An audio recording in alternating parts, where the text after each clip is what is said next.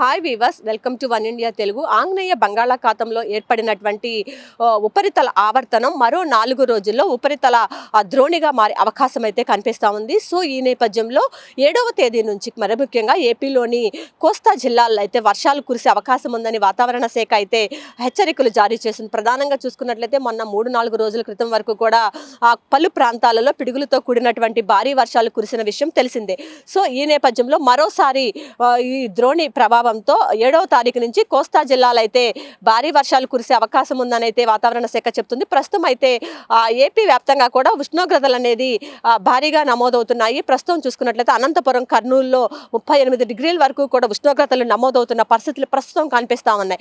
దీంతో పాటు చూసుకున్నట్లయితే ఇటు ఆలూరు, కృష్ణా, ఏలూరు జిల్లా తదితర ప్రాంతాలన్నింటిలో కూడా ఉదయం పూట 6-7 ఆ టైంలో చూసుకున్నట్లయితే పొగమంచు విపరీతంగా ఉంటుంది. అసలు ముందు వెళ్ళేటటువంటి వాహనాలు కూడా కనిపించకున్నంత పొగమంచు అనేది ప్రస్తుతం అయితే మనకి కనిపిస్తూ ఉంది. ఎండ తీవ్రత 10-9 కాడి నుంచి ఎండ తీవ్రత పెరుగుతూ ఉన్నప్పటికీ కూడా తెల్లవారుజామున 6-7 గంటల ప్రాంతంలో మాత్రం పొగమంచు అనేది తీవ్రంగానే ఉంటుందని చెప్పి కూడా వాతావరణ శాఖ చెప్పింది. అదేవిధంగా పొగమంచు అనేది ఇటు ఎన్టీఆర్ జిల్లాలో కూడా విపరీతంగా మనకి కనిపిస్తూ ఉంది.